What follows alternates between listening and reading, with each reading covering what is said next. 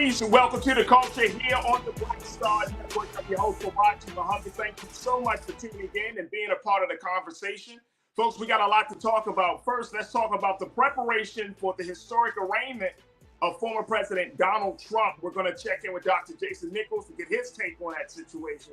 Also, we're going to have this week's Reclaim Your Wellness segment with Dr. Bridget, MD, and she talks about Medicaid cutbacks and the impact that will make on the system. And then later, we check in with my man Scotty from Off Script TV to talk about yesterday's historic LSU win and that gesture that Angel Reese made to Caitlin Clark. Wow. And what does that mean for college sports? Folks, stay with us. It's all happening on today's edition of The Culture right here on the Black Star Network. Let's go. Woo!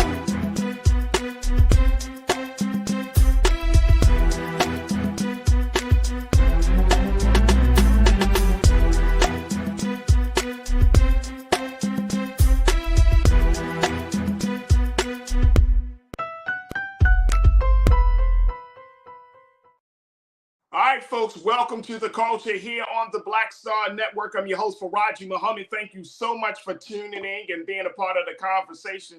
So much that we need to talk about. First and foremost, happy Monday. I hope you had a fantastic, peaceful, restful weekend. You enjoyed the sunshine if it was, sunny in your area. But I hope you had a great weekend. But today we wanted to talk about kicking off the discussion around President Trump, former President Trump, how he has made his way from Mar-a-Lago in Florida to New York to get prepared for the historic arraignment of his investigation of the case against him that the government has against the former president. 30 federal counts of 30 charges that will be that have been placed against the former president, all dealing with a number of issues relating to his business affairs, business fraud, the payment to porn star Stormy Daniels, and a host of other charges. And the president seems to be somewhat trying to figure out, the word is that he's trying to figure out the best way to use the moment to boost his political capital. Now, let's not forget the fact that President Donald Trump is still a candidate for the presidency of the United States. What? Yes, folks. He is still a candidate. The Republican Party has not completely rebuked him, and they have not completely denied him. They are, in fact, preparing to see what kind of defense they can make for the former president. So this is going to be an interesting situation. But let's talk a little bit about what should we expect at the arraignment. And I want to bring my brother, who serves as the lecturer at the University of Maryland for the African American Studies Department, brother and Dr. Jason Nichols, to talk to us a little bit about this situation. Let's bring Dr. Nichols into the frame and see what we can do with it. Let's see, make sure, okay, let's check it out. All right, we're going to check in with Dr. Nichols in a few moments, but let me share with you a little bit about what this whole situation looks like, folks, because this is absolutely interesting. Absolutely. All right, take a look at this. Here's the latest coming from CNN. Take a look.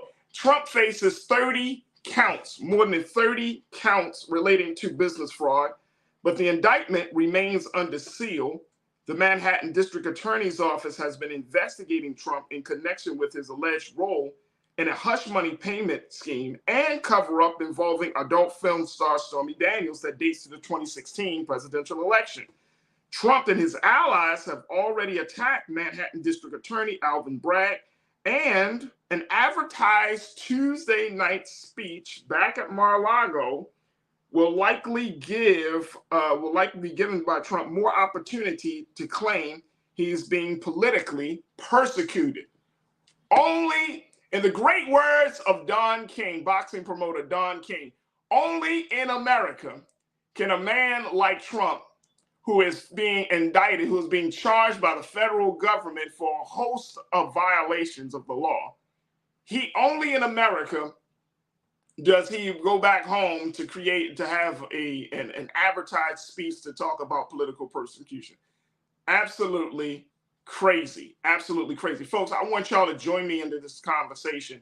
Hit me up on social media. You can follow us on our social media platform, of course, at Black Star Network. but also you can join the discussion, join my culture crew on the chat on YouTube, on Facebook. We would love to hear what's your take on this, as we are expected to see this historic day. Many are saying that this is a day that they could not wait for to happen, while others are saying that this is a day that may just end up in being another demonstration of political theater. What do you make of the situation? What do you make of this situation? Join us in the conversation.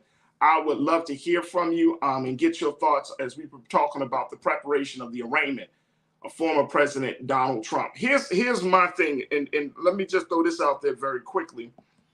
Take a look at this, folks. Now, there is CNN did a poll around this issue, and this poll is interesting. Take a look. 60% of Americans approve of the indictment of former President Donald Trump. Now, according to this is according to a new CNN poll conducted by SSRS following the news that the New York grand jury voted to charge him in connection with hush money payments made to adult film actress Stormy Daniels. Now, about 3/4 of Americans say politics played at least some role in the decision to indict Trump, including 52% who said it played a major role. Now, independents largely line up in support of the indictment. 62% approve of it, and 38% disapprove. Democrats are near universal in their support for the indictment. 94% approve, including 71% who strongly approve of the indictment, with Republicans less unified in opposition. 79% approve, with 54% strongly approving. Y'all remember when I had the conversation last week, we talked about this, when I said that voter values is really the true threat against democracy. Y'all remember that? The point that I was making, saying that if the voters are at a space where they don't see that either something is egregious, if the voters' values aren't in a space where they say, okay, this is right and this is wrong, then guess what's going to happen, folks? That people are not going to necessarily be up in arms, or they're not going to be as excited to see something like this going down. And the reason I'm saying that is because I'm looking at the numbers here. Again, 60% of Americans approve the indictment. About 3/4 of Americans say politics played at least some role in the decision to indict Trump, including 52% who say they played a major role. If you have 3/4 of the American people who say, yeah, 60, a little bit over than half of the American people say, yes, he needs to be indicted, but there's also some politics in it. Not really thinking about how this man has represented the country, or has served, who is looking to represent the country again, not considering the fact that there is a real problem. Not just a character problem, but there is a very real problem of how we just allow people into office who don't deserve it, who aren't qualified, and we don't hold them accountable. And we still think that, quote unquote, politics is at play. Not the fact that, oh, this is right, this is wrong. Now, the go-to scapegoat idea is that politics is at play. Like, yeah, I mean, we think he should be indicted, but we think there's a political agenda. How about the fact that he's indicted because he's wrong? Not because he's a Republican. Not because he aligns himself with certain people. How about just simply because he is wrong?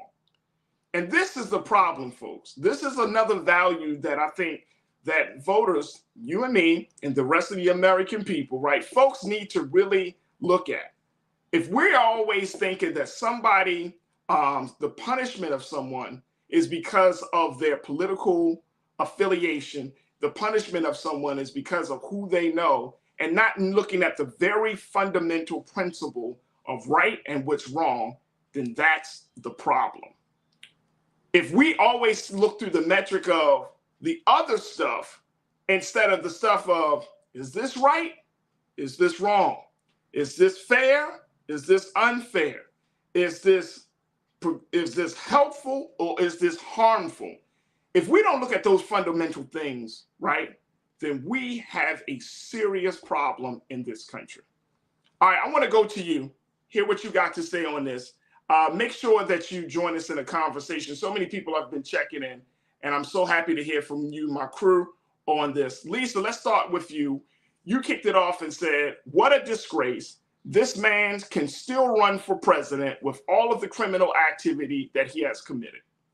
Right and wrong, Lisa. I'm right there with you, sis. Right and wrong. Like outside of Republican, outside of all the stuff he's doing, he's right and wrong.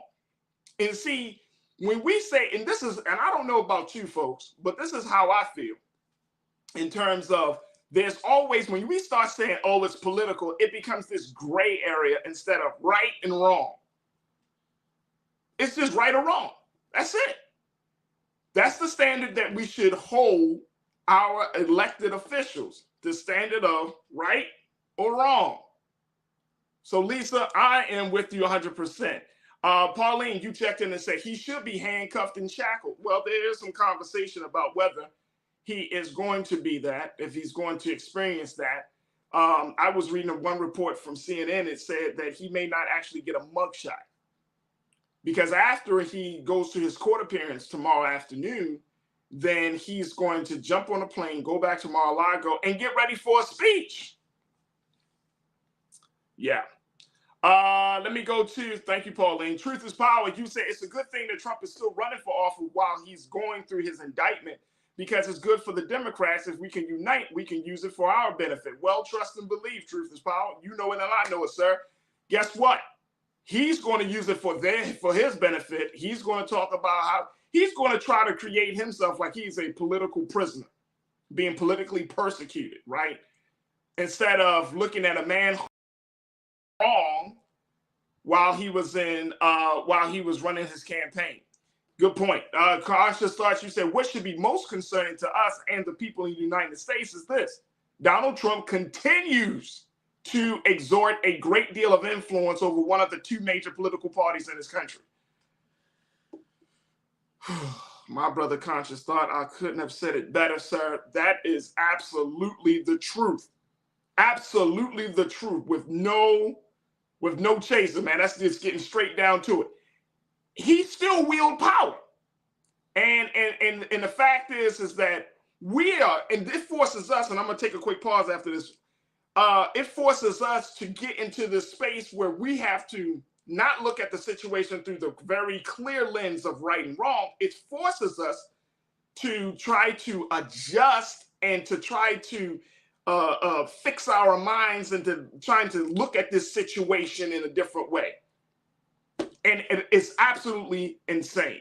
Folks, look, I got to take a quick pause. When we come forward, we're going to continue the conversation. What are your thoughts about this situation of President Trump's arraignment as this being prepared, as the whole country is looking and waiting with bated breath to see how this is going to play out? We're continuing the conversation and certainly the coverage here on the Black Star Network on Our Culture, and we'll continue the discussion with you. So stay with us. It's The Culture here on the Black Star Network.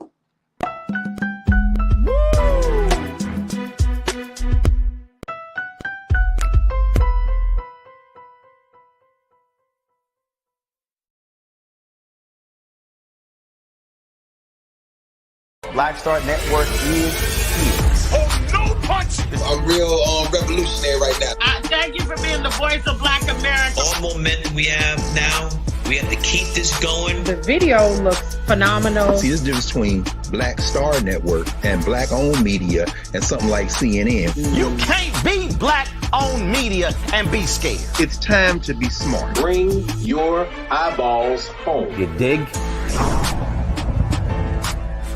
When you talk about blackness and what happens in black culture, we're about covering these things that matter to us, speaking to our issues and concerns. This is a genuine people-powered movement. There's a lot of stuff that we're not getting. You get it, and you spread the word. We wish to plead our own cause. Too long have others spoken for us. We cannot tell our own story if we can't pay for it. This is about covering us. Invest in black-owned media. Your dollars matter. We don't have to keep asking them to cover our stuff. So please support us in what we do, folks. We want to hit 2,000 people, $50 this month, raise $100,000. We're behind 100,000, so we want to hit that. Y'all money makes this possible. Checks and money orders go to P.O. Box 57196, Washington, D.C. 20037-0196. The Cash App is $RM Unfiltered. PayPal is R Martin Unfiltered. Venmo is RM Unfiltered. Zelle is roland@rolandsmartin.com.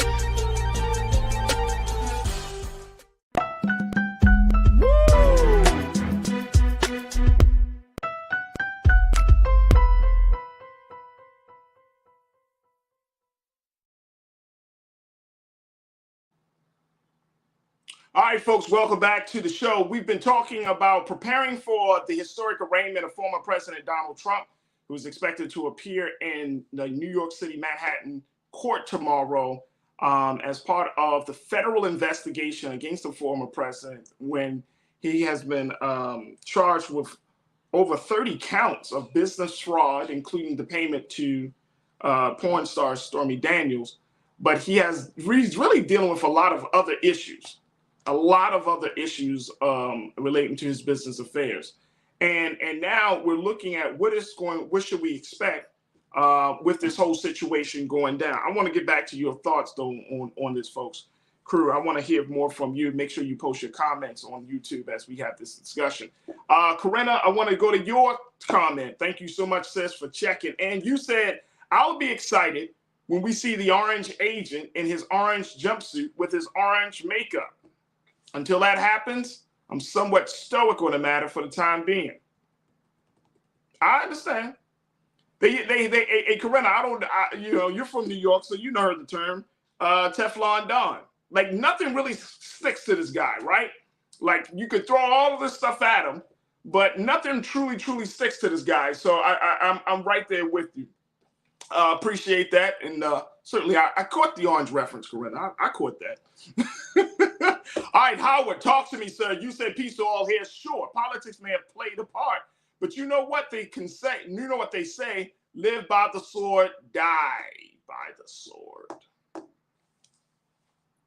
Look, it's going to catch up. I was having a conversation with some folks and over the weekend, and one of the things that I mentioned was that I truly believe that we are living in a time where justice is not far off for any of us, right? But especially those who wield great power, those who have great influence in this country.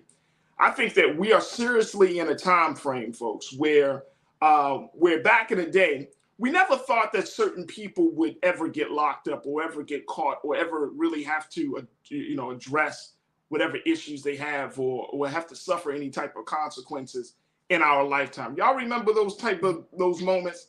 But now that has changed. That look how quick that this situation has gone. A few years after President Trump leaves office, and boom, it's like stuff starts hitting right then and there.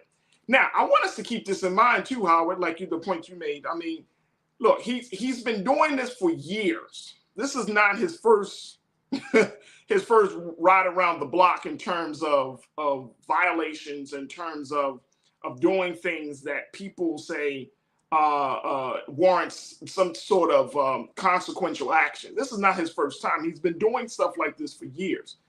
But now it's all catching up to him. It's all catching up to him. But let's keep this in mind, folks. Let's keep this in mind. He's not just, it's not about him.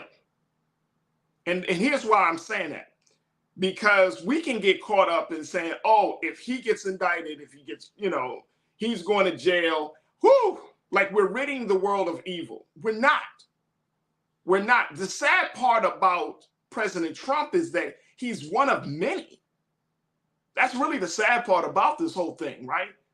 That he really was a pardon the pun, he was a trumpet for a number of views and philosophies, whether it's from the white supremacist space, whether it's from a conservative space, whether it's from the elitist space, whether it's from whatever space, he served as the conduit for that thinking.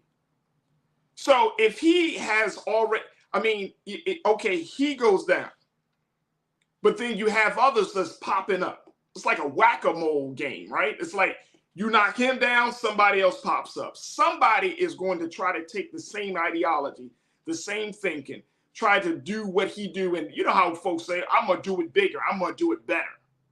That's the concerning part. Are we really cutting off the head to the snake of corruption that is in this country if we locked up President Trump? No, we aren't. Now, we might say, oh, man, well, you know, he's influential. But then you still have people who might be even smarter than him, i.e. Ron DeSantis and others who understand how to play the political game so that way that their thinking, their philosophies become institutionalized into policy. And that's the part about this whole scenario that we got to keep in mind. Yeah, I mean, yeah, many of us probably say, oh, I want to see him locked up. I want to see him locked up. But I'm looking at the big picture. I'm looking at the fact that, one, the Republican Party is planning to come around him to protect him. So that's a problem. And then I'm looking at number two, he's still considered to be a man whose idea is still flourishing. So how do you stop an idea of a person that has already taken root? This is not as if President Trump is just coming on the political scene. He was already president. He has already strong supporters, loyal supporters. He has a loyal base. So how do you stop the growth of the idea of President Trump that comes from him, that comes from other people, but he has learned how to shape it and modernize certain language that now a new generation of people have taken hold onto these ideas and to these philosophies to the point now they take the baton from him and they continue down the path. How do we stop that? That's the concerning part for me. That's the concerning part for me. Let me go to M. Moy. M. Moy, you checked in. I appreciate you. You said the only way it is political is because he's a politician. That's it. It's political because he has made it such a political situation, right? That he has essentially said, this is political persecution because of who I am and what I believe and how my policies are and the things I think. He's made it political just as much as it is could be political. We see that all the time. It happens on both the Democratic side and happens on the Republican side, right? It's been, the whole thing is political. I mean, we can't get around the fact that it is political because he is a former president of the United States of America. So it's going to be political. But outside of the politics, my thing, Moy, is that it's still an idea. His idea is still alive and well right now in this country. Robin Welch, thank you so much. And Moy, thank you. Robin, you checked in and said, right is right, wrong is wrong. The problem is privileged and unprivileged facts. I would agree. I would agree. Now, it took him a long time for us to even get to this place and bringing him to account for his actions. It took him for a long time. And take a look. Take a look. Think about this. I don't know if y'all really thought about this, Robin, but think about the fact that he is going to prison, or not going to prison, he is being indicted, rather, based on a payment to a porn star for sexual favors. That is more personal. Now, he did it while in the course of his presidential space, right? He did it during the campaign and all of those things. He did it during that time, but it wasn't like he's going to prison like what we saw with the story of Richard Nixon with the Watergate scandal, right? This is like left field type stuff. You know what I'm saying? It's not because his policies has brought him to prison. It's because he did something to please and gratify himself. Or, you know what I mean? It's brought him to his point. I keep saying going to prison, but but it's not because everything else. It's because of, this is a personal thing. He just happened to do it at the wrong time. But it wasn't like he wasn't going to do it. He was definitely going to do it. But it happened the way it happened at the time that it happened. So it's still, to me, I'm gonna be honest, it still feels like, this is. I hope that they have something of substance. Now, the business fraud side of things, what he did with his Trump organization and all of those things, certainly that can lead to it, right? I mean, while he was in office, whether he was still like profiting off of the fact that he was having conferences and doing dealings with, he had all these backdoor deals with other people, with people in this country, companies and other nations and all of that sort. That certainly can lead up. But I'm saying, you get what I'm saying on that, Robin? He paid off a woman to be quiet so he doesn't look bad in the public sphere for his sexual issues. All right, let's go to Nicole. Nicole, you said, what is this saying? What is the saying? It is easier to be rich and guilty than to be poor and innocent. The treatment is different. 45 needs to be treated like anyone else who gets booked, fingerprinted, and mugshot. Okay. At this point, let's say this. At this point, Nicole, he gets fingerprinted and mugshot. Does that change anything in terms of how his policies or his influence has affected America? Does that change it for the 70 million people? I'm sure he probably lost some folks, right? But he still has a strong base. He still has the Republican Party behind him. The GOP is still, and in spite of all of their so-called moral standings on the situation, they're still standing behind him. So, if the impeachment would have been different. If the impeachment of his colluding with Russia, the impeachment of him, dealing with the situation of January 6th, that's the real threat. Not you pay it. You know what I'm saying? It gets to be that way, but I definitely understand your point. Vince, and I appreciate you, Nicole. Vince, I thank you so much for checking in. You said, I'm just wondering about how much further this will fracture our country to the point I'm looking at where I can live other than the United States. And see, that's the other thing too. That's the other thing. And I think, Vince, you bring up a very real concern, but let me just share with y'all what I think on this very quickly. And then, Vince, you tell me if you agree with me or not. The fact is, this country has to stop bullshitting. It has to change. Something has to drastically happen in this country if we're talking about making the fundamental historic changes that we say we want. Something got to give. We can't tippy-toe around this. We can't walk on eggshells and think that this country is going to make the dramatic changes that it needs to make to accommodate the varying interests of all of these people in this country. So if you don't prosecute a Donald Trump on the things that he's done, right?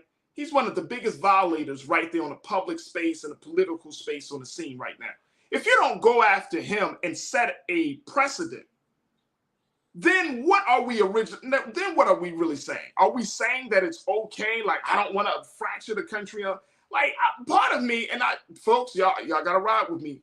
We just got to go through this. We fracture the country, break it down, break it up, because I'm tired of continuing to act as if all is well in this country when we know damn well it isn't.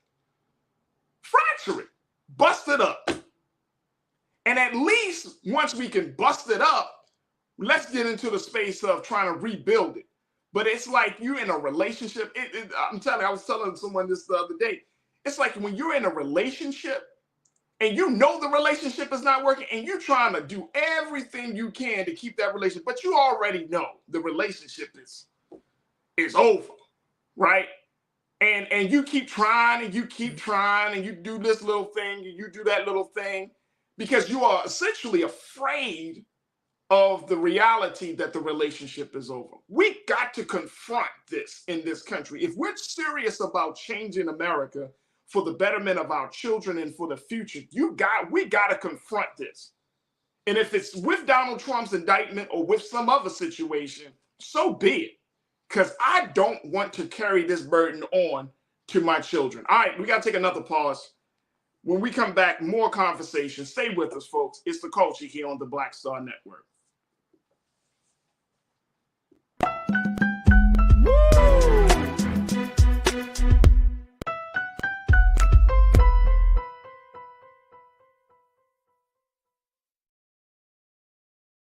Don't you think it's time to get wealthy? I'm Deborah Owens, America's Wealth Coach, and my new show on the Black Star Network focuses on the things your financial advisor or bank isn't telling you. So watch Get Wealthy on the Black Star Network.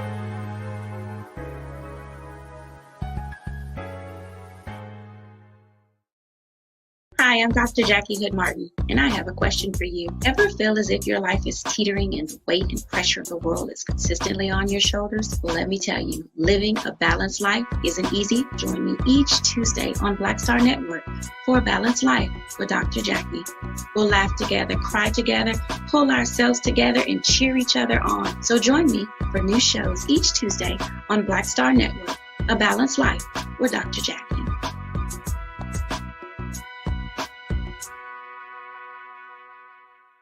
Pull up a chair, take your seat. The Black Tape with me, Dr. Greg Carr, here on the Black Star Network. Every week, we'll take a deeper dive into the world we're living in. Join the conversation only on the Black Star Network. When you talk about blackness and what happens in black culture, we're about covering these things that matter to us, speaking to our issues and concerns. This is a genuine people-powered movement. There's a lot of stuff that we're not getting. You get it, and you spread the word. We wish to plead our own cause. Too long have others spoken for us. We cannot tell our own story if we can't pay for it. This is about covering us. Invest in black-owned media. Your dollars matter. We don't have to keep asking them to cover our stuff. So please support us in what we do, folks. We want to hit 2,000 people, $50 this month, raise $100,000. We're behind 100,000, so we want to hit that. Y'all money makes this possible. Checks and money orders go to P.O. Box 57196, Washington, D.C. 20037-0196. The Cash App is $RM Unfiltered. PayPal is R Martin Unfiltered. Venmo is RM Unfiltered. Zelle is Roland at RolandSMartin.com. Folks, Black Star Network is here. I'm real revolutionary right now. Support this man, Black Media. He makes sure that our stories are told. Thank you for being the voice of Black America, Roland. Hey, Black, I love y'all. All momentum we have now, we have to keep this going. The video looks phenomenal. See, this difference between Black Star Network and black-owned media and something like CNN. You can't be black-owned media and be scared. It's time to be smart. Bring your eyeballs home. You dig?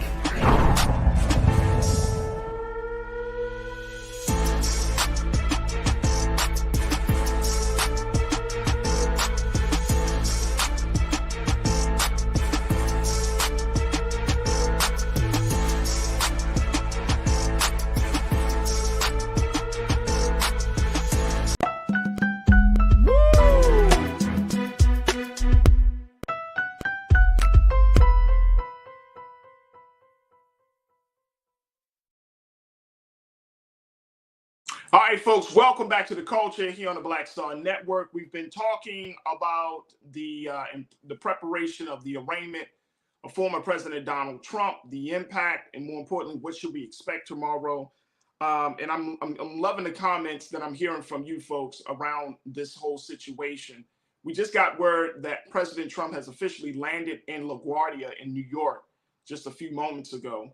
So he is going to be staying at his Manhattan residence. And then, of course, tomorrow's arraignment hearing is scheduled for 2:15 tomorrow, around that time of 2:15. Here's some footage of the president. They actually, for the courthouse, I read that they actually halted all of the other trials until after his trial as a result of security and mostly because of security concerns from, Secret Service agents to NYPD to airport security. So, and I mean, excuse me, court security. So there is going to be some major changes in New York City. But here's the footage of the president, former President Donald Trump, landing in New York City as he's getting prepared for this historic arraignment tomorrow. And it is interesting.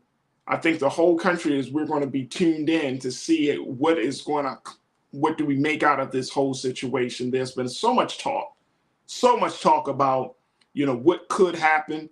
If y'all remember that maybe it was last week when Trump tweeted that he was going to be arrested, and also he was calling for his supporters to stand in protest against this whole situation, as he calls it, political persecution.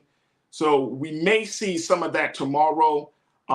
There are, of course, NYPD and the city of New York is preparing for any type of protest, any type of mass gathering of Trump supporters. So this is going to be so interesting about this. And I can't, it's hard for me not to believe that in the midst of a serious moment like this for the whole country, where I would say it's not just about one man being arraigned or on trial, this is really democracy being on trial. It's hard for me not to believe that President Trump is just reveling in this whole thing, that he is actually enjoying all this attention. We know he loves the attention, folks. We know, we can go back to January the 6th and how he was hesitant to come out and say a little thing to stop people from doing what they were doing, to climbing on the walls of the Capitol. So I am sure without a shadow of doubt, I'm sure he's loving this attention right now. So it's going to be very, very interesting, to say the least, how this is going to play out. But this, again, I'm going back to my original point, one of my points on this. This is so much bigger than President Trump, so much bigger. This is really about us. This is really about the American people. This is about democracy. And my hope is that there's some different conversations. Let me go back to something that we shared with you earlier. And folks, I want you to keep on posting your comments on our YouTube page as we're streaming live on Roland Martin's YouTube page, and certainly on our social media page on Facebook.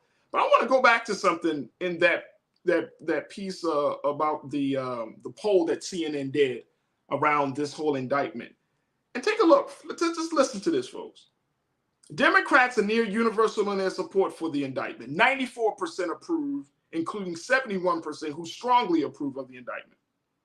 With Republicans less unified in opposition.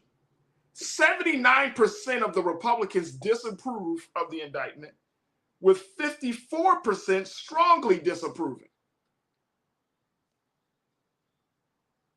So there is a real problem in this country.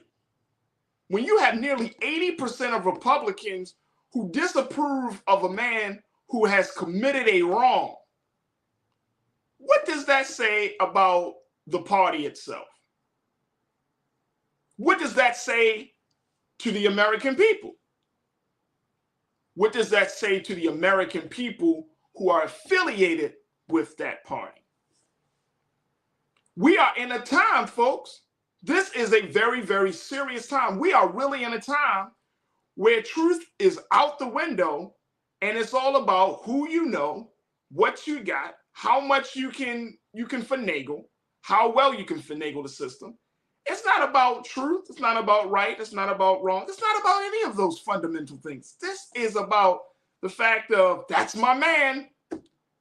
Y'all wrong for calling my man to the carpet for something that he knows he did was wrong. And this is why you do have the imbalance in people's thinking when it comes to politics in this country, so much so that people are resorting to violence. Now, we're not seeing it like we're seeing it across the waters in other countries, right? Where we're seeing people going into a town square and blowing themselves up for a political purpose. We're not seeing it to that extent, but we may get there. Because when you say that you are the party that is supposed to be the party of right, the party of moral authority, and yet you ride with the man who you know is wrong, who the American people know is wrong, and yet you trying to convince us that all is well, that this is persecution, instead of taking the real high road and saying he's wrong, it's 2 less feet. We're not going to be we're going to allow the book, because what good does a man like that do for a party that's supposed to stand on quote unquote principles of fairness, principles of truth, principles and values of family? When you ride with a man, and I'm saying ride, you stand in solidarity with a man who has violated every one of those principles. How do you stand? How are you the party of family values when you stand with a man who has paid off a porn star to have a sexual affair while he was married? But you saying you are the party of family values, and you disapprove of the fact he's being called to the carpet? We got a serious problem in this country, folks. We have a very, very serious problem.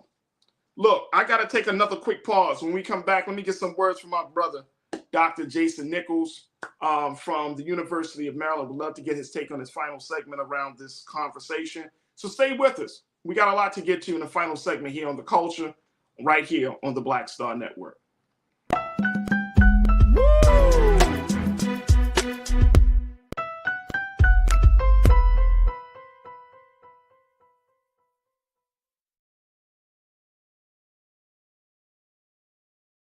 Hatred on the streets, a horrific scene, a white nationalist rally that descended into deadly violence.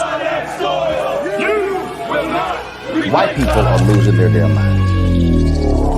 As an angry pro-Trump mob storms the U.S. Capitol, We're about to see the rise of what I call white minority resistance.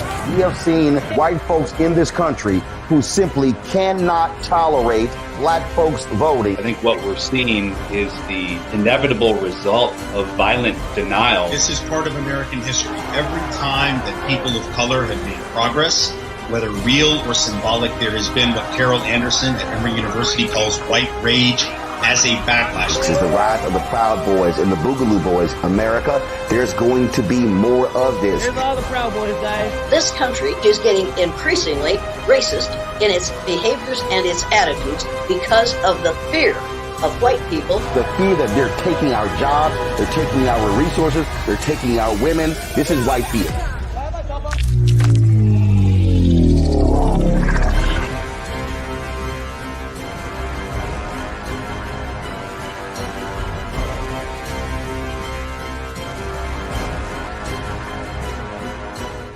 Black Star Network is here.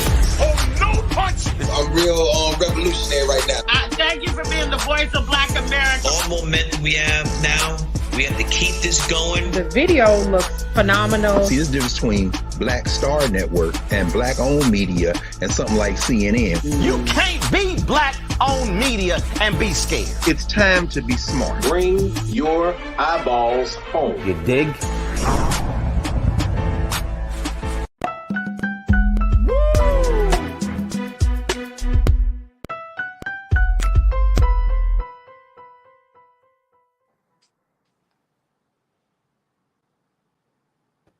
All right, folks, welcome back to The Culture. Final few moments in this conversation about the preparation for the arraignment of President Trump. We showed you just a little bit of the footage from LaGuardia Airport in New York, where President Trump has officially arrived in New York as he prepares for that arraignment tomorrow afternoon. Let me get my brother, Dr. Jason Nichols, in very quickly. And Doc, good to talk to you, bro. I'm really happy to have you on. Let's talk a little bit about this. What do you make of this? I'm putting it all out there. We got a problem with being right and wrong. We got a problem with Republicans siding with the man who paid for his extramarital affair. We got some problems right now. But the biggest problem is this latest poll from CNN showing that folks think that this is still politically motivated, instead of being a situation where a man who's currently running for office is still is wrong in this whole matter. So what do you make of this, bro? So the first thing I would say is to any Republican, and I've been saying it for a while, is that there's nobody the Democrats would rather run against than Donald Trump. Donald Trump does for Democrats and for the left what Hillary Clinton does for the right. He gets them fired up. They come out and they come out in droves and they vote because Donald Trump offends them. So I think, anybody who thinks that this is politically motivated is making a huge mistake. This is about the rule of law. If somebody commits a criminal offense, and these people will argue, lock them up. By the way, they didn't mind people running for president being locked up in 2016. They yelled, lock her up the entire time. But now all of a sudden they're saying, oh, no, you can't lock up a presidential candidate. I mean, it's kind of ridiculous. In that case, I would say anybody who gets accused of a crime should say, hey, I'm planning on running for office. So I think that's ridiculous. It's a ridiculous defense there. If someone commits a crime, it doesn't matter that they're a billionaire. They should get the same treatment as somebody who is destitute. And that's what this is about. And I think, many of us understand that. And we actually think it's great to see a billionaire, powerful person, popular person get held to account when they commit a crime. I also would remind people that this is a documents case. So there's documentation. So everybody on the right saying, I disagree with this. I disagree with this indictment. You don't even know what the indictment is. We don't even know what the charges are. Well, that's so interesting. Hey, Doc, that's what one of our crew members, Chris Woodruff, you checked in and said that. How do people agree or disagree with Trump's indictment when the public does not even know what the indictment is for? Right. I mean, I think we know what it's about, but we don't know what the charges are. Right. And, we haven't seen even a lick of evidence that they have. And like I said, I believe this is going to be about falsifying business records, meaning, which again, there's footage of some of Trump's insiders saying that he paid, including Rudy Giuliani, saying that he paid $130,000 in legal fees to Michael Cohen for services that were never rendered. Now, if he wrote those off on his taxes, that's fraud, because you're basically falsifying your business records. So it's not necessarily about election interference. That's just fraud. And, it's not the heaviest sentence, but there are people saying that the federal case, he's going to get caught on obstruction. And people on the right, they bring up Hunter Biden as if we care about Hunter Biden. I think if Hunter Biden committed a crime, let Hunter Biden go to jail. I got family members who have served time in jail for crimes they committed. I wanted them to not serve time for crimes that they didn't commit. But if you are found guilty and it's clear hush money is not a crime in and of itself, but if he falsified records and there's record of it and there's other evidence and you have witnesses, we at least have one, which Michael Cohen with us. If that all comes together, why should he not serve time or at least not be convicted? I don't know about the time thing yet, but not be convicted of a crime. But we don't even have the details to say anything. And people are saying I'm against it when they don't even know the evidence. They haven't seen anything. They don't know the legal. People are saying it's on shaky legal grounds. Based on what? You don't even know what he's being charged with. But I think this is only the beginning. We're going to see lots of other crimes he's going to be held to account for. And the country's going to be split. And I think if there's one thing that this whole ordeal has proven, there is no such thing as American exceptionalism. We are no different. We are human beings. We are no different than those third world countries. And Trump is exposing that more than anyone has in the past. Absolutely, absolutely. I want to go to Derek. You said this, don't vote for anyone until you're satisfied about their platform. I'm a registered Republican, but have voted for many local and statewide Democrats. Well, Derek, I think that that's a good point, but I think the other part of the matter is not just being satisfied with their platform, but being satisfied with their human form, their character. I mean, we had my guy Hassan Giordano on last week, Dr. Jason, and you know, he made the point. He's a guy that has helped and has done local and national politics in terms of campaigns. And he said, we don't talk. He said, as much as we think that we know these candidates, we don't really know these candidates because they put on this persona, this view, that this presence that of how they want to be perceived by the world.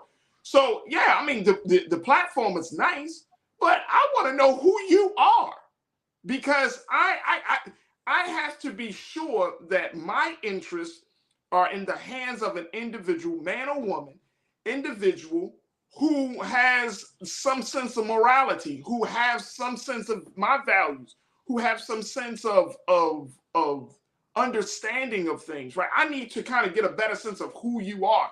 Your platform can sound pretty, it can sound nice, it can appease to my interests, but I need to know who you are. Doc, you got the final word. We got about 30 seconds. What do you make of it? You know, I agree with you 100%. I think one of the things about Donald Trump that even Trump insiders have told me is that everything he does is transactional. It's not based on conviction. It's not based on morality. It's based on what's good for me. How is this going to benefit me? This is why he all of a sudden jumped on the evangelical train. He couldn't even name a verse out of the Bible. You know, when they asked him in 2015, they asked him, what's your favorite part of the Bible? He's like, it's too personal. Like, he doesn't know. So this isn't based on morality. We all heard the Access Hollywood tape, which people said it was locker room talk. They just talked themselves into what they want to hear.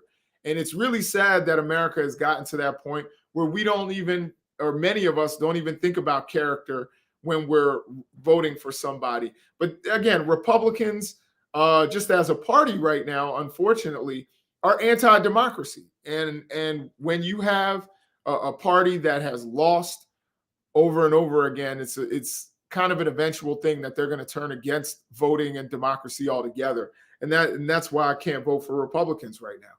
Absolutely. Let me just throw out this little fun fact about this whole situation, Dr. Jason. Tomorrow is the official hearing for the indictment of this president, a president that represents so much of what this country is, right? The ugly side of what this country is from everything from capitalism to racism. And tomorrow is also the day that we will honor the death, the life and legacy, rather, of Dr. Martin Luther King Jr. 55 years ago. Uh-huh.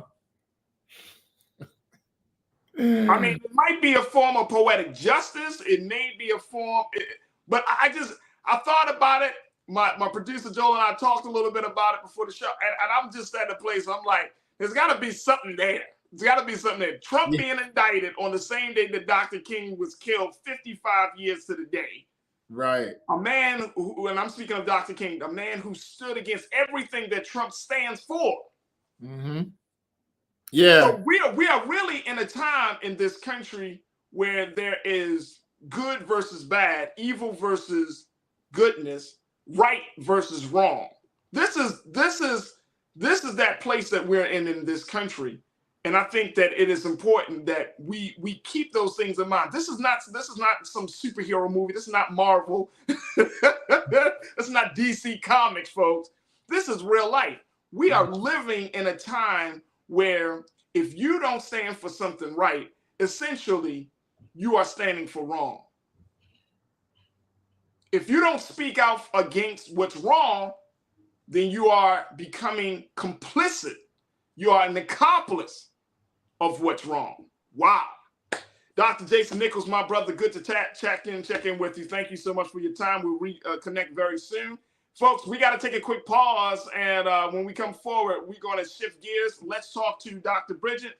for this week's installment of Reclaim Your Wellness. So let's talk a little bit about health and wellness, because we're going to need something to relieve us of all of this madness that we are embarking upon. So stay with us. The conversation continues right here on The Culture on the Black Star Network.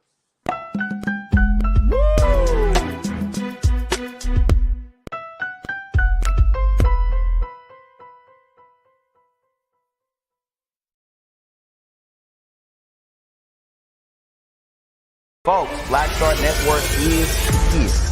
Oh, no punches! I'm real revolutionary right now. Support this man, Black Media. He makes sure that our stories are told. Thank you for being the voice of Black America, Roland. Stay black. I love y'all. All momentum we have now, we have to keep this going. The video looks phenomenal. See, there's a difference between Black Star Network and Black-owned media and something like CNN. You can't be Black-owned media and be scared. It's time to be smart. Bring your eyeballs home. You dig? Pull up a chair. Take your seat. The Black Tape with me, Dr. Greg Carr, here on the Black Star Network. Every week, we'll take a deeper dive into the world we're living in. Join the conversation only on the Black Star Network. Hi, I'm Dr. Jackie Hood Martin, and I have a question for you. Ever feel as if your life is teetering and the weight and pressure of the world is consistently on your shoulders? Well, let me tell you, living a balanced life isn't easy. Join me each Tuesday on Black Star Network for a Balanced Life with Dr. Jackie. We're all impacted by the culture, whether we know it or not. From politics to music and entertainment, it's a huge part of our lives, and we're going to talk about it every day right here on The Culture with me, Faraji Muhammad, only on the Black Star Network. I'm Deborah Owens, America's Wealth Coach, and my new show, Get Wealthy, focuses on the things that your financial advisor and bank isn't telling you, but you absolutely need to know. So watch Get Wealthy on the Black Star Network.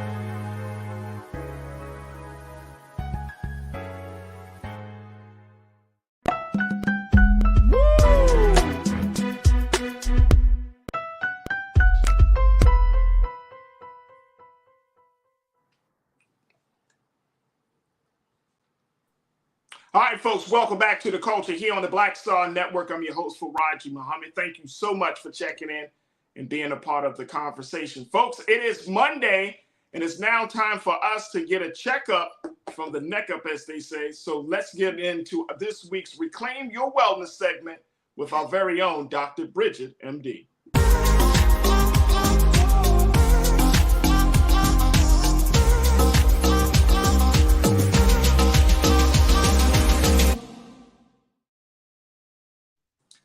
Good afternoon, Doc. How are you today? Great. It's happy to be here, Faraji. How are you? I'm good. Always enjoy our conversations. We really do get into a lot of good stuff. So I'm looking forward to today's discussion. Now, something that you wanted to kind of highlight, there are a couple of things that we can highlight today, but one of them is the fact that there is a situation going on with this Medicaid situation. Right. So talk to us. What's going on? What's going on with Medicaid right now? Absolutely. So if you've caught the news, if people are talking, you want to be informed about this, that 15 million Americans could lose Medicaid coverage as the pandemic policy is ending. So you may or may not be aware that during the time of the pandemic in 2020, that Congress was actually barred states from terminating any Medicaid coverage due to the pandemic at that time through the Families First Coronavirus Response Act. So during that time, the amount of Medicaid coverage increased to more than 85 million people from that March 2020 to December 2022. So that's about 25% increase from prior to that in February 2020. The problem is that not only are a lot of people going to lose their health care, 15 million potentially, but also how are you getting that information? So whether it is you or someone that you know, you need to be aware of this, because if you don't act, you could potentially lose that coverage. And of course, if your income is above the level, you're likely to lose it if the states don't have another option for you. So you're saying about 15 million Americans are at risk of losing their coverage. Absolutely. Absolutely. And so because of how the pandemic had affected so many people, it was good that there was an option for people. But at this point, the government has considered the issues around COVID and healthcare. And of course, people are hopefully are now back to work, what have you. They're now just ripping away this option. So they're actually doing it as a rollout. It's going to start with 5 states. Actually started on April 1st. So if you are in Arizona, Arkansas, Idaho, New Hampshire, or South Dakota, the process has already started. And then they're going to roll out across America over May, June, and July. So people need to stay vigilant to make sure that if this affects you in any way, that you're aware, because once they pull your insurance, you have 60 days to sign up for something else in the marketplace. And a lot of times these timelines, really, people kind of miss them. It's, if you're not checking your mail regularly, they're obligated to try to reach you numerous ways, but still very often people are missed. So this is an opportunity to make you aware of this so that you can hopefully change your coverage or help someone else that might not be aware. So if we're looking at this whole situation, and like in the big scheme of things, I mean, right now, because of COVID has threw a lot of things into like a haywire. And now folks are just getting back into some sense of normalcy, especially around their healthcare coverage. So I'm thinking about seniors. I'm thinking about, single parent households and families. What's going to happen there? Yeah, absolutely. So the people that are most likely to be affected by this change are really going to be children, many young adults, right, that had missed their had a loss of income, had to end up going on Medicaid to get any coverage.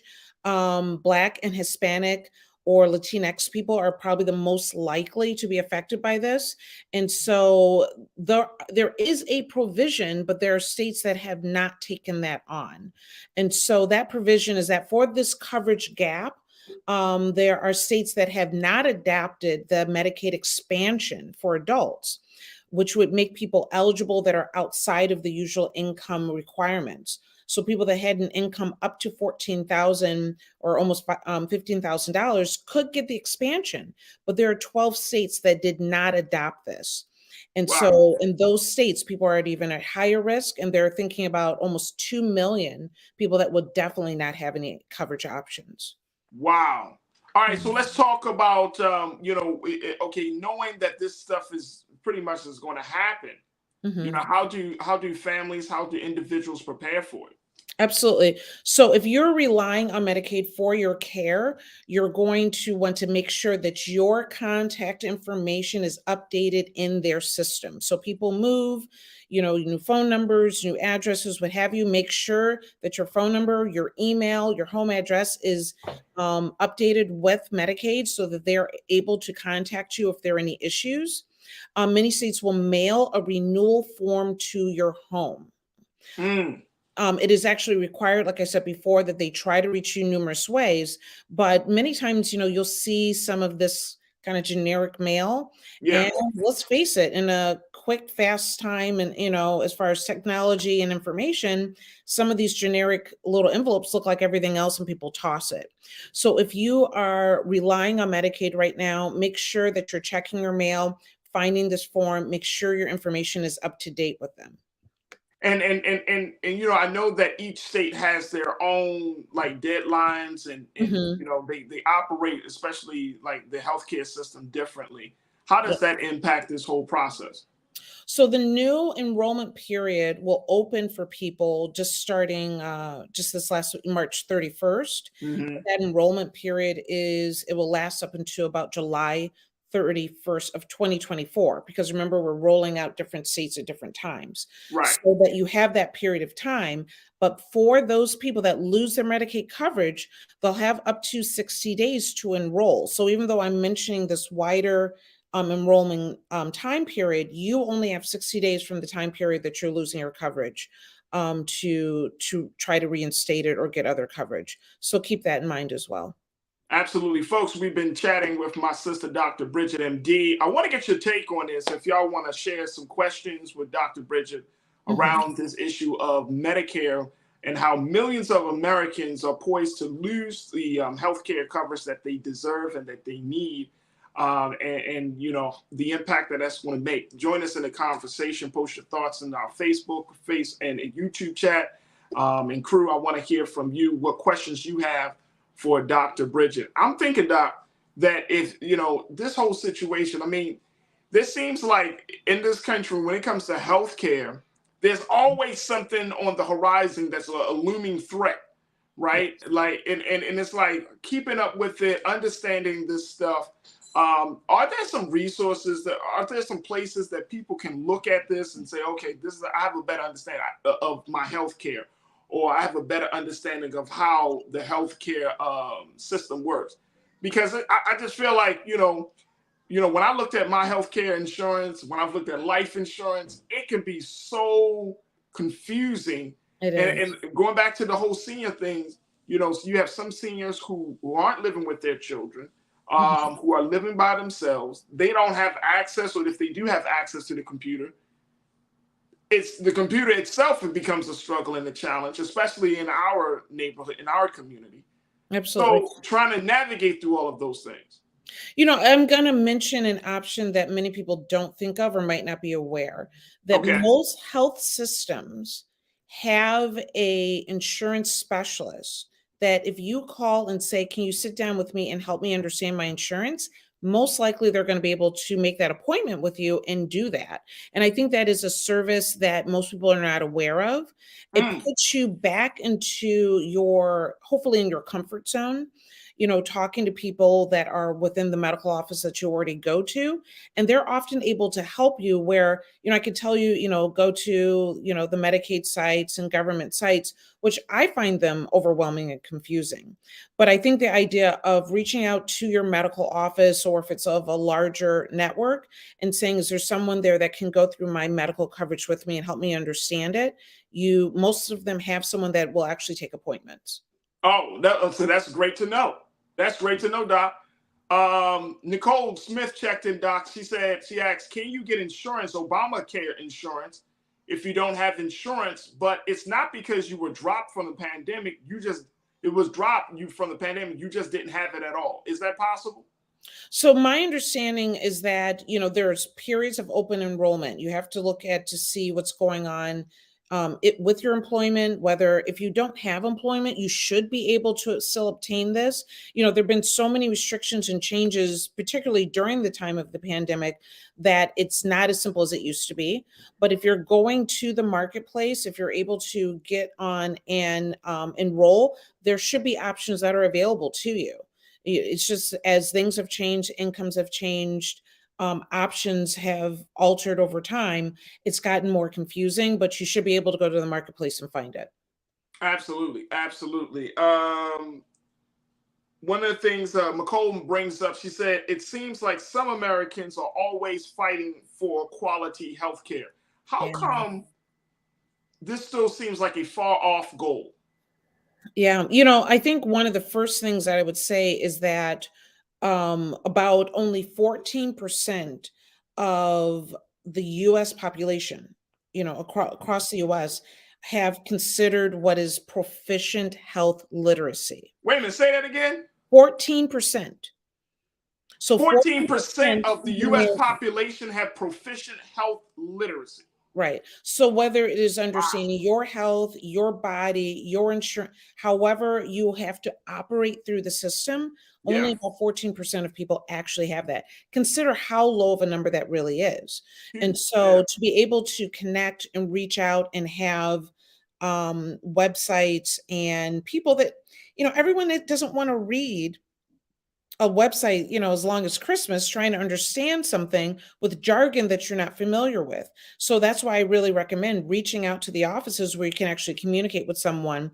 And I will tell you, the first thing I would say is that as soon as people start using terminology or acronyms that you are not familiar, most of us sit there and say, okay, thinking you're going to catch on, stop them in their tracks. Wow. Stop them in their tracks and say, I am not familiar with that term, because this is your education, this is your health. And if they're using, you use the jargon of your industry, right? But people need to know how to communicate with people outside of their industry, particularly when it comes to their healthcare. And so I'm saying that not just for the, human resources or the insurance programs, the physicians, the nurses, everyone in this area needs to get out of their jargon and speak to the people that they're serving so that we can do better. 14% is way too low of a number. Way too low. Look, we got to take a quick pause. When we come forward, we're going to have more chat with Dr. Bridget, MD, get you more of your questions. Folks, join us in the conversation as we talk about Reclaim Your Wellness, and stay with us as you're tuned into The Culture right here on the Black Star Network.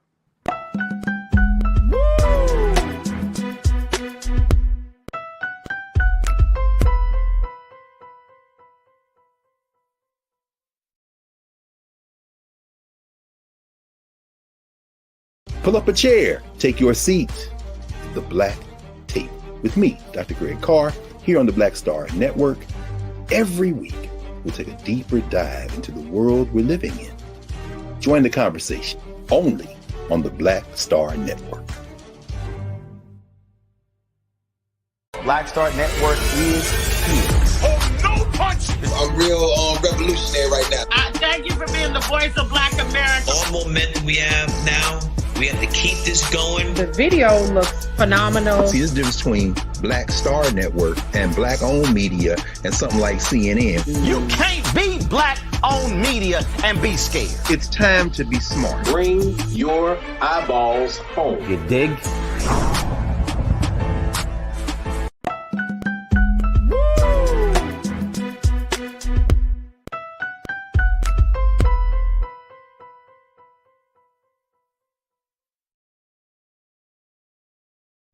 All right, folks, welcome back to the show. We've been checking in with our sister, our doctor here, Dr. Bridget, MD, for this week's Reclaim Your Wellness segment.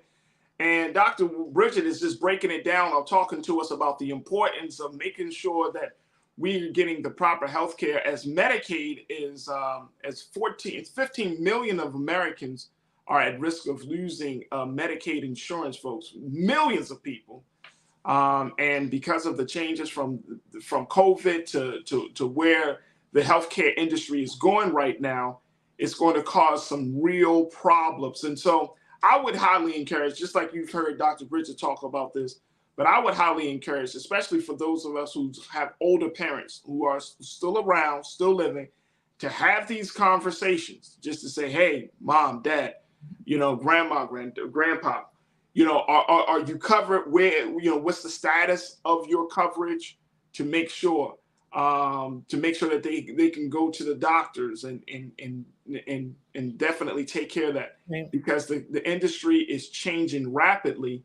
And if you don't know, as you heard Dr. Bridget say, if you don't know what the direction that this industry is going, talk to an insurance specialist, talk to someone that's working within the industry, to have this conversation. And folks, it will make a world of difference. We had my sister Karen Connor on a few weeks ago. She's out here in LA, and she works in the healthcare industry. She's worked in the insurance industry, rather. Mm-hmm. And so having conversations about that, which, and Doc, we probably gonna have to do a show around the importance of not just healthcare, but also talking about wills or, life insurance, rather. 100%. Way too often. Yeah. We're learning about someone that's passed away, and now we're doing a fundraiser to be able so that they can have some sort of funeral, right? And that's crazy. And it's, we always think we always have more time. And so I think it would be a great opportunity to have that conversation. We starting earlier thinking about these things, because you never want that to be a burden on your family or your children if you can help it. And even if it's not the full payment, if you can at least start putting some of this away, and there's all sorts of resources in doing so, it's a good thing to have. Another point about what you were saying about the healthcare insurance it's not just losing your Medicaid and then going to the marketplace and finding something else.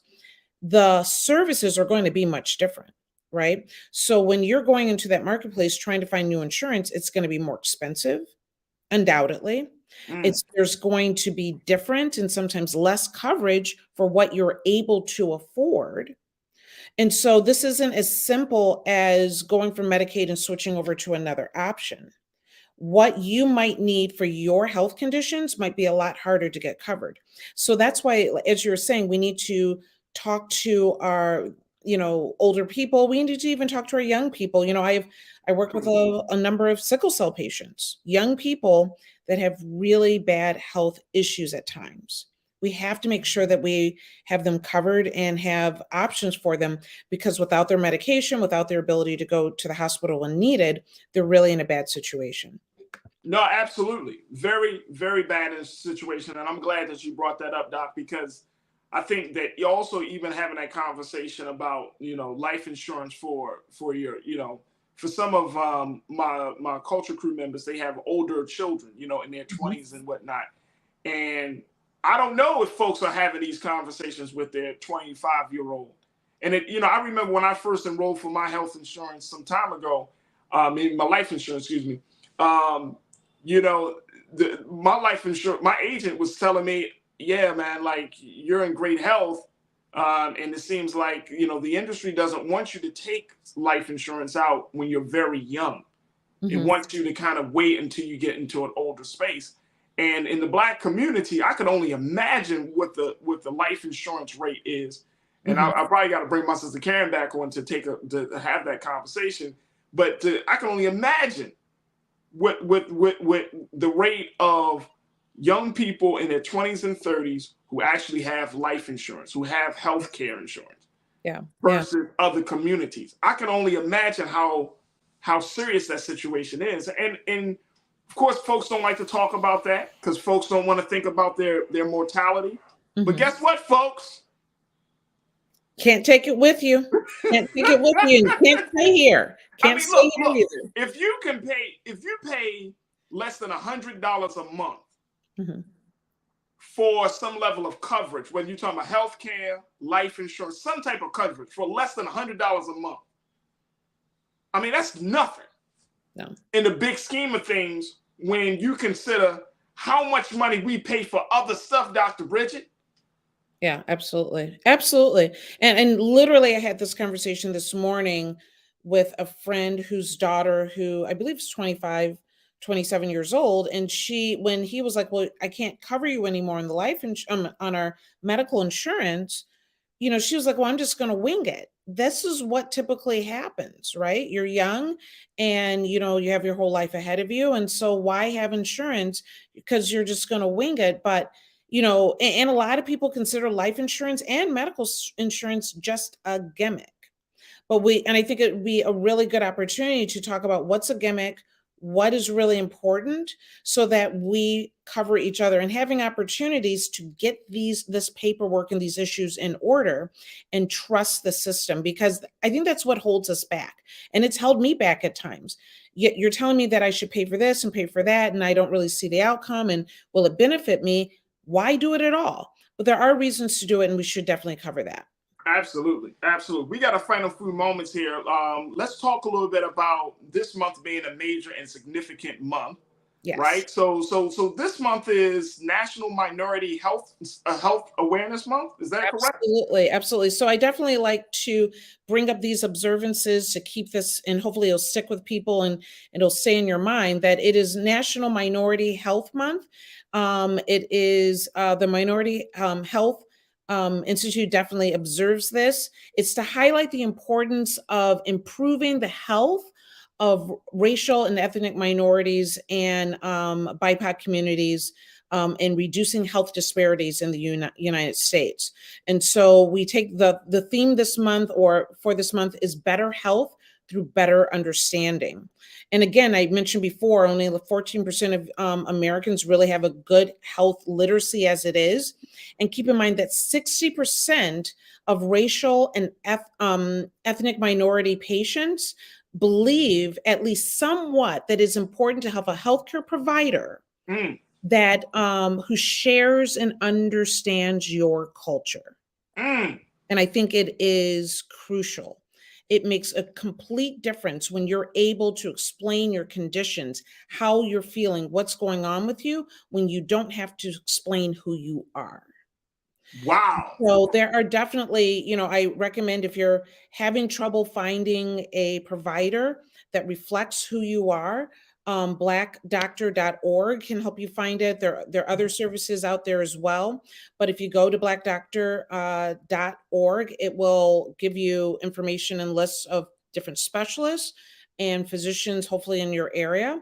And then you need to communicate with the people around you, because when someone finds a good primary care specialist, what have you, that hears and listens to them, see if you can get involved in that practice as well. Now, how does this, you're also working in the cannabis industry, so, and making sure that folks have a proper understanding of that space. Yes. So how does this fit in terms of understanding minority health? One of our questions from Pretty Brown Mimi 726, she said, is medical marijuana a good alternative to use during these trying times? Is this something that, are we at a point right now, Dr. Bridget, where when we're talking about minority health, that we need to have a conversation around the use of medical marijuana and cannabis? Absolutely. So during the beginning of the pandemic, first of all, at least for the state of Ohio, the medical cannabis program was considered an essential program and remained open. And I believe for the most part, that was the case across the US. And so for many people during that time, it was their opportunity to either see if this was a medical option for them. It was definitely, for many people, it is their medication. And so if it was shut down, there would have been a humongous issue, because a lot of people have weaned off of other pharmaceutical drugs, are now using medical cannabis and CBD in different forms as their medication. And if it's shut down, that would have been a big issue. And so if you are unsure if this is something that could be beneficial for your health, find a cannabinoid specialist.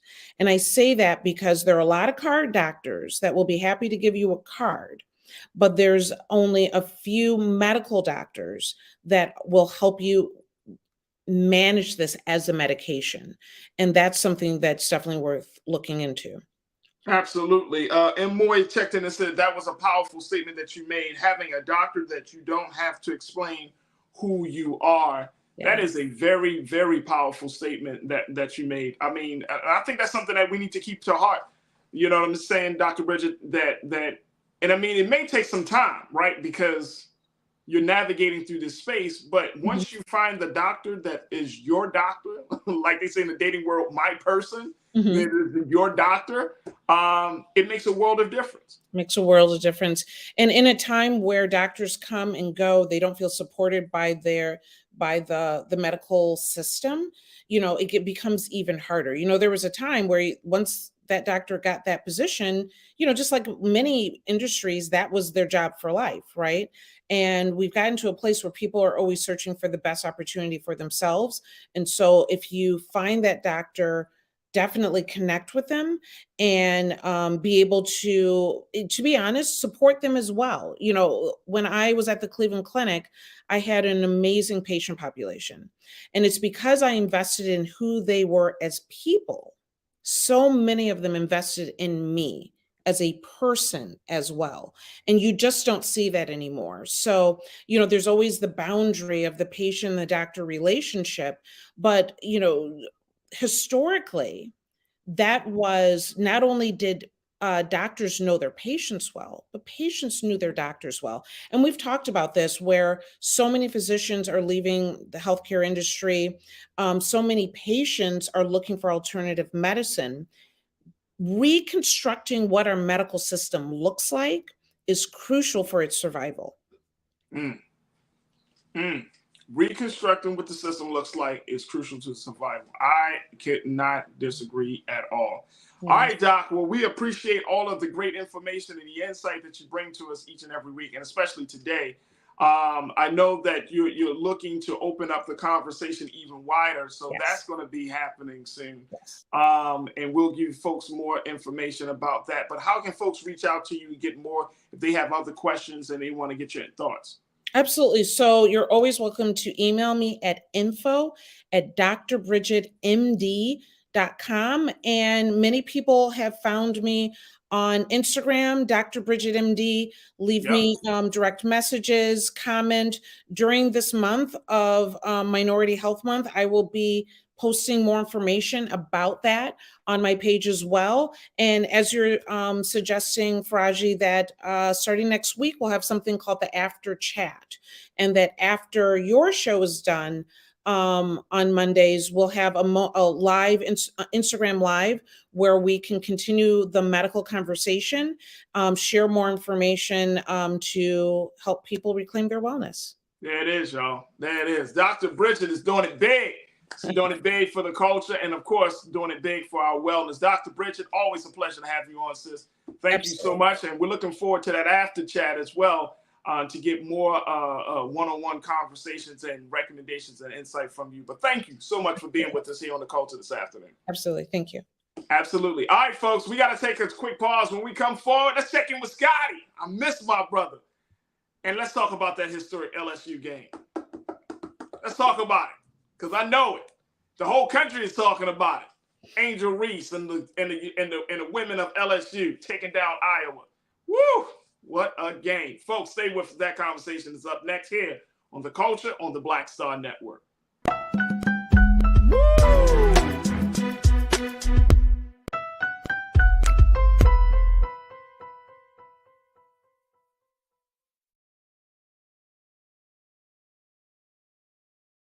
Folks, Black Star Network is here. Oh, no punches! I'm real revolutionary right now.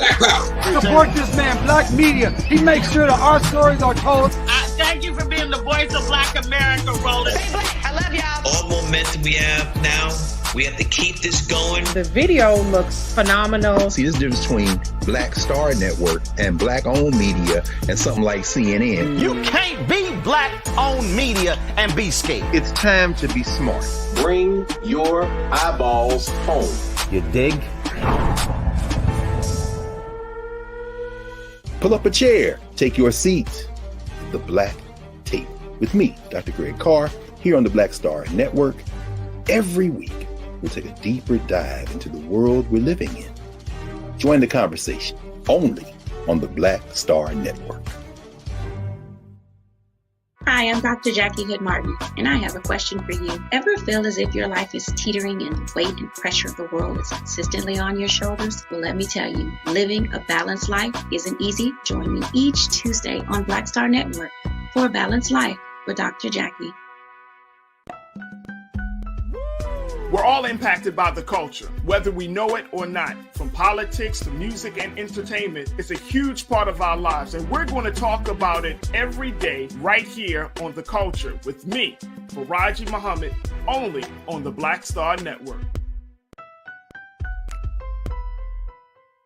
I'm Deborah Owens, America's Wealth Coach, and my new show, Get Wealthy, focuses on the things that your financial advisor and bank isn't telling you, but you absolutely need to know.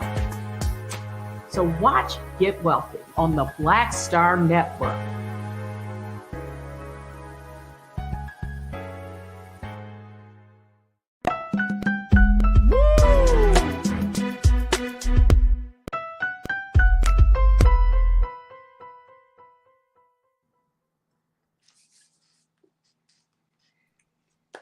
All right, folks, welcome back to the show. It's time for us to have a conversation that pretty much a lot of people across this country are having a conversation, especially in Black media. And that's the conversation about the dynamic women of LSU and how they have now officially are reigning champions, winning their first national women's championship yesterday against Iowa.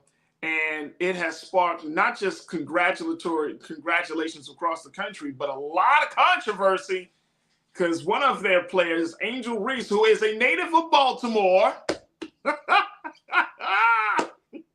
how we bring it from Baltimore, how she, the native from Baltimore who transferred from Maryland to LSU and was able to play for the coach there and then essentially become one of the star players on the team.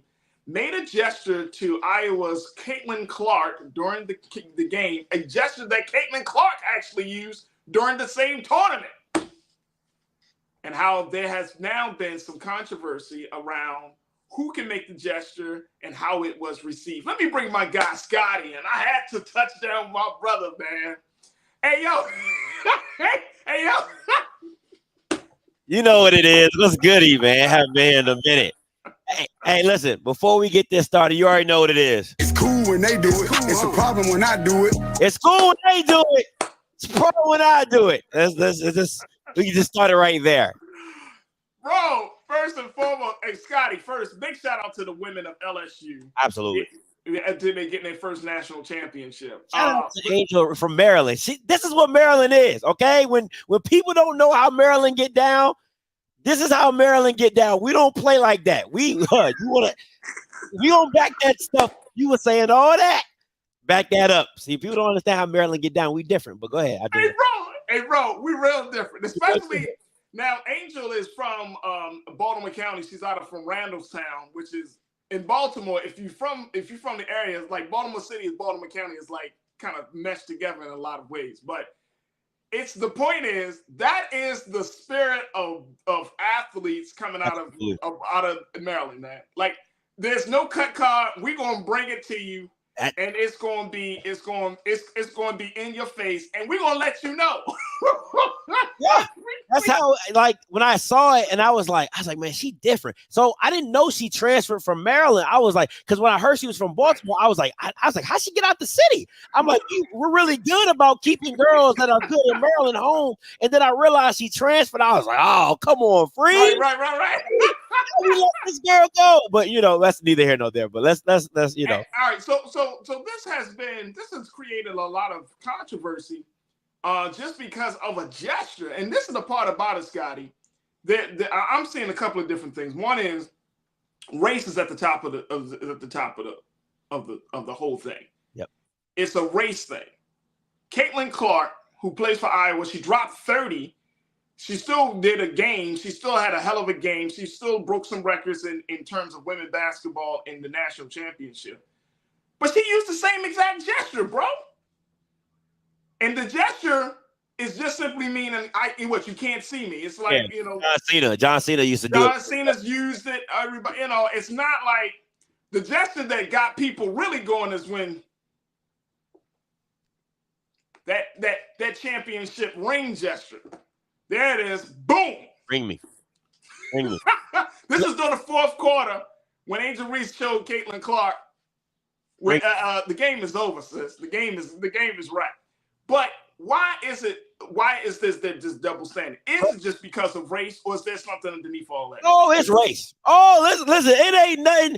Listen, it ain't nothing else but race. And it doesn't matter it doesn't matter what microscope you put this under, and you just have different cultures. Culturally, we're just different, right? So I'm gonna give it to you in a wide spectrum, right? Right. So let's go back to Haley, the girl from Louisville, right? When she's all fiery and amped and everything, she's a competitor. Oh, she's this, she's that. But when that black girl checked her in the line and said, "Hey, I ain't gonna be the B words too many more times," come on. And then that's the girl who challenged her. She's the issue. Oh, she lost. She needs to just worry about herself. Okay, all right, okay, cool. Whatever. Let's go a little further, right? I'll take it back even further than that. How about Terrell Owens, right? Terrell Owens was never an issue, right? Everything Terrell Owens has always done has always been about football. He's the only player that they allowed his off-the-field issues to not have him be a first ballot Hall of Famer. He has all the numbers, he has all the statuettes, but all the antics and all the celebratory stuff and all the stuff off the field made him not a first ballot Hall of Famer. Let's go even deeper. Let's go into baseball, right? Hispanics and how they play baseball. They're flamboyant, they're loud, they like to have fun, they talk trash. Well, it's a white man's baseball, so we don't do that here. It doesn't matter what sport you look at. If it's predominantly dominated by a color, our color, there's a way it should be played, even though we're the ones making it hot. We're Listen, it's not a major billion-dollar sport that we don't dictate, right? Baseball is at the bottom of the map, and anyway, it's still dominated by Dominicans, Hispanics, and all that. So it's still minority based, right? Football, billion-dollar industry, dominated by us. What did Aaron do? When he won the Rams? Yeah, he did the same gesture. Right. Steph Curry did the sleep night. Listen, it doesn't matter what we do. You know what I'm saying? But see, that's the part about it. And I'm so happy that you're bringing up these examples, bro, because that's the part about it. And you know, in CNN, they did this report around this whole thing. And in their report, it talked about the fact that people call Angel Reese classless. They called the sister an idiot. I think Keith Olbermann said that she's an idiot for using the gesture. And and here's the thing, and I think, Scotty, you probably know better than any person to talk about race in sports. There is still, as much as we want to believe that sports brings people together, the racism in sports is actually very, very deep compared to some other spaces. Am I wrong on that, bro? Oh, you're not. And it was so bothersome. See, we can take this. This could really be a long conversation because I even have a problem with Kim Mulkey, right? See, you have an all-white coach. All white, she white. You got a white coach coaching all black girls. But where were you when Brittany Griner was going through her situation and she made you at Baylor? You didn't even speak out on her issue, but now Kim Mulkey cool because she won a national championship. Players going to Alabama and Georgia when Bear Bryant didn't want black players at Alabama. You know what I'm saying? Until they went against USC, and he's like, "Yo, I got to get me some of those." Like, let's not play this game like there is not a racist. It's like a level of racism that just covers over. The reason why black people have always felt that sports are a bringer together is because that's where we could be the most unapologetically us and not be held to a standard to where you're like, because you're so good, they'll let you slide. Right? Since you're so good, I can be black. I can dance. I can show myself off, right? There's no code switching in sports. Right? Because you love me for me. Why? Because I'm scoring points. Because this is what I do. This is my talent. I'm excelling at this. So you're okay. You're accepting it because it's in a lane where you can eat it up, right? I can take them as it is. But if you took Angel Reese as she is, all Maryland, at your job, could you take an Angel Reese at your job the same way she is on the basketball? No. They wouldn't. No. They wouldn't. See what I'm saying? No, bro.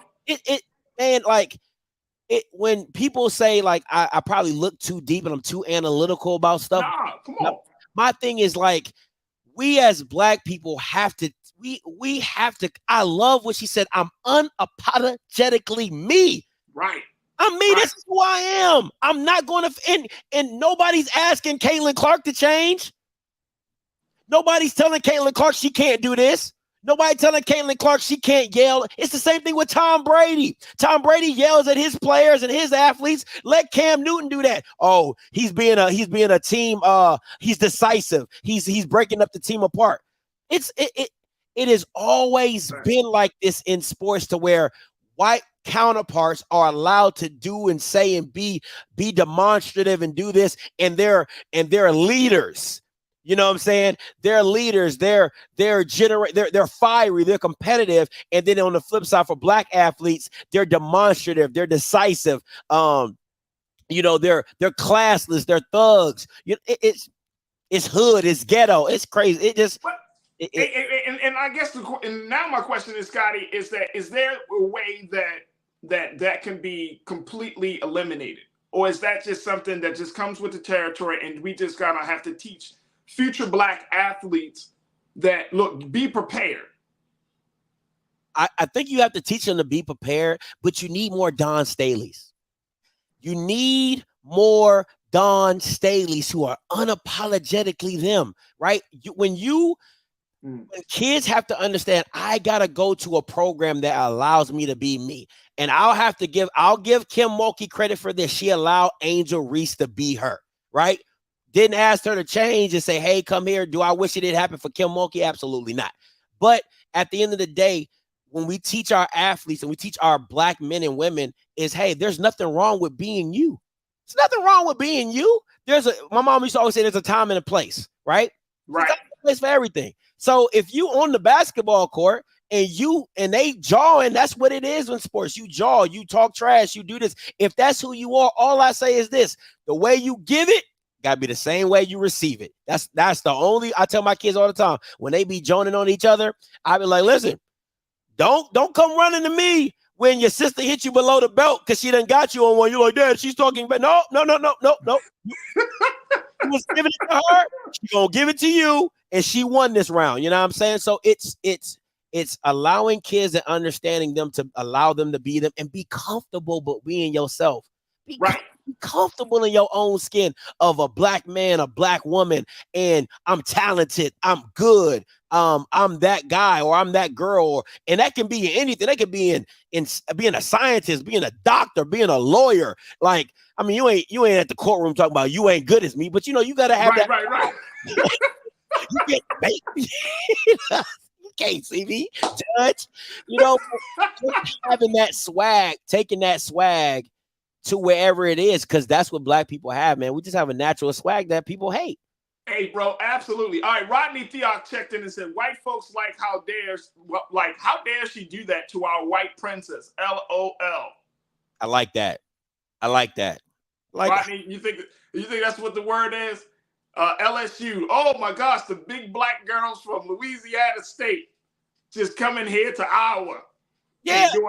Just think about it like this. I ain't gonna lie to you. I was like, ain't no all white team gonna beat no all Black girls. I don't care. Listen, I don't give a damn if Angel Reese wasn't on that team or not. You know what I'm saying? So I was surprised when they beat Carolina. When I was traveling and my homeboy hit me up saying, yo, you would never believe they beat. I said, oh my God. So I'm like, come on, Black girls. Like this, listen, you can't listen. I'm sorry. I'm like Issa Rae. I'm rooting for everybody. Root for everybody Black.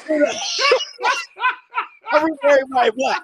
You know what I'm saying? I would have preferred Don Staley to run this thing, but hey, Angel Reese, Maryland, I'll take the second up. She's consolation prize, but because I really can't stand Kim Mulkey. I ain't even gonna hold you. I can hear you. I hear it. Robin checked in and said, "You're telling nothing but the truth." Absolutely. Janae said, "Are you serious? You better not get Kaepernick.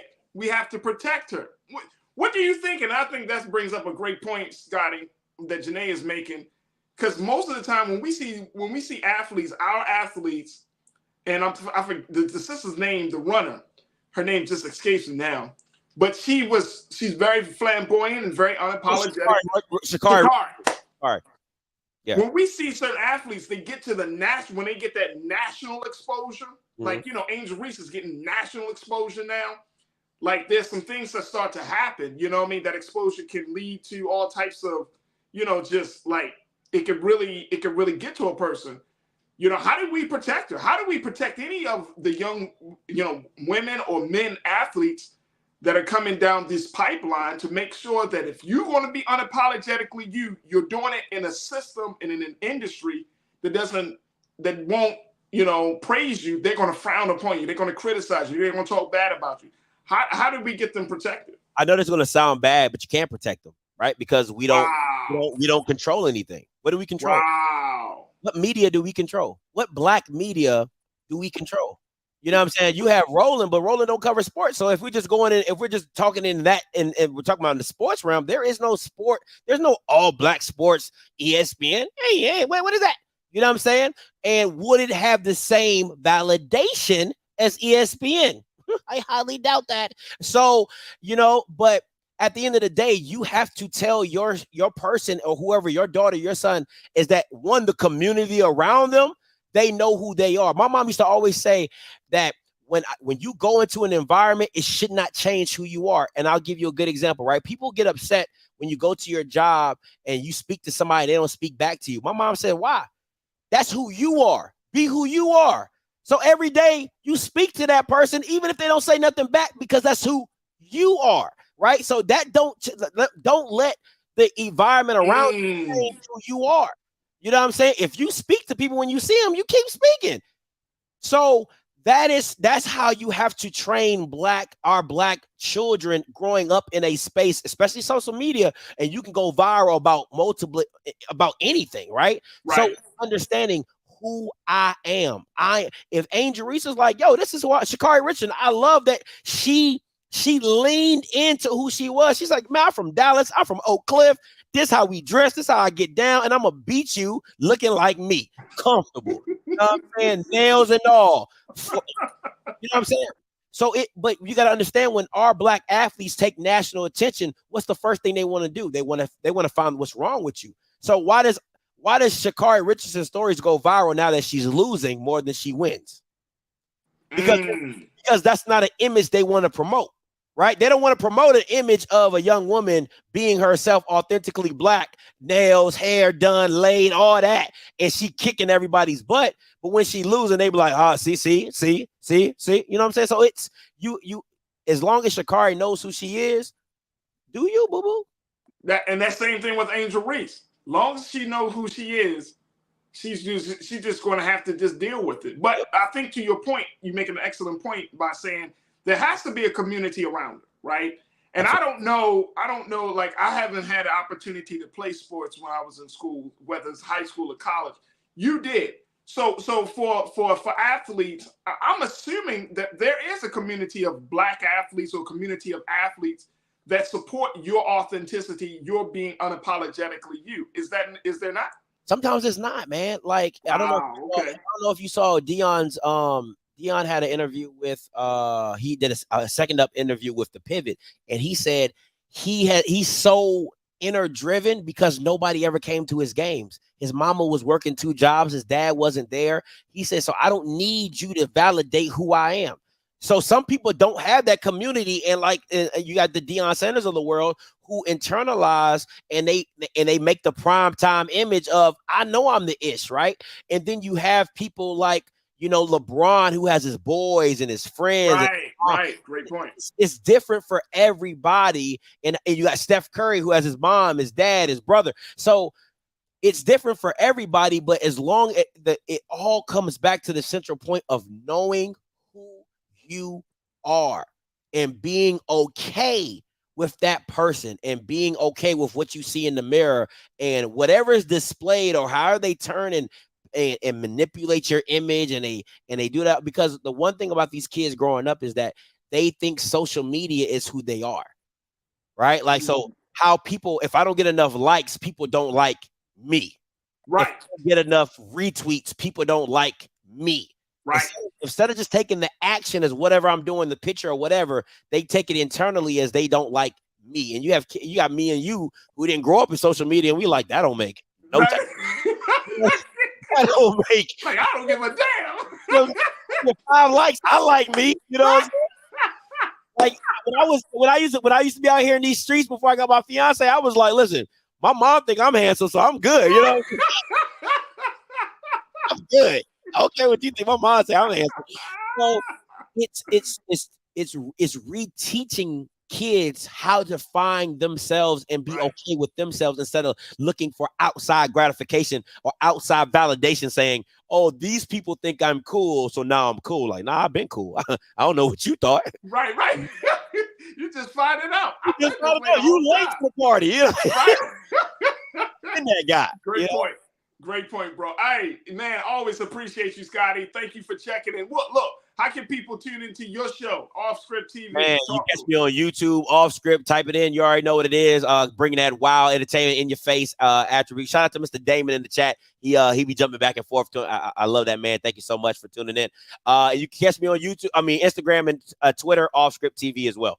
There it is. My man Scotty checking in on Off Script TV. Hey, real quick. It's cool when they do it. It's a problem when I do it. It's cool when they do it. My brother Scotty checking in. Make sure y'all tune in to him, man. One of our top sports contributors here on The Culture. Always love my brother and the work that he's bringing to the culture. Thank you, Scotty. Truly appreciate you, man. Thank you. All right, folks. That's going to do it for us. Phenomenal show today. Phenomenal show. I want to thank my crew. want to thank my executive producer, Joel, my man, King Keenan, for making the show great, my control room. And of course, I want to thank each and every one of you for tuning in. Make sure y'all do y'all due diligence. Go to blackstarnetwork.com. Make sure you continue to support us. We are looking for financial support. We're looking for you to share that content, making sure that that folks know that this digital media platform is here to stay. We're talking about the culture in a very, very different way. So go to blackstarnetwork.com. Follow us on social media at Black Star Network on Twitter, IG, and on Facebook. Also follow me, yours truly, on Twitter at Faraji, and as well on Instagram at The Real Faraji, when I love to connect and build with you. All right, stay tuned. Up next is Roland Martin Unfiltered. As always, never be afraid to challenge what's wrong. Stand for what's right while being yourself in the process, God willing. We will talk tomorrow as we honor the 55th year of the killing of our brother, Dr. Martin Luther King. Tomorrow, also, we'll talk about President Trump and so much more. So stay with us tomorrow for another exciting edition of The Culture right here on the Black Star Network. Have a great afternoon and evening. Talk to you soon. Peace.